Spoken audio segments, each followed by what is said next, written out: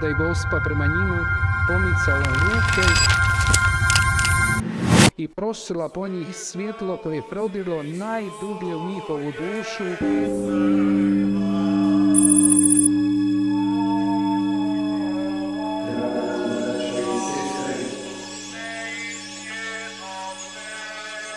Okupili smo se ovdje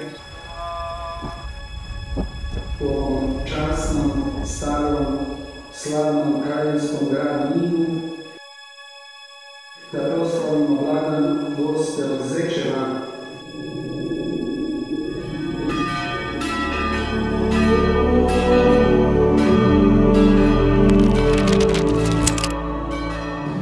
Ovaj spomen koji je star više od 500 godina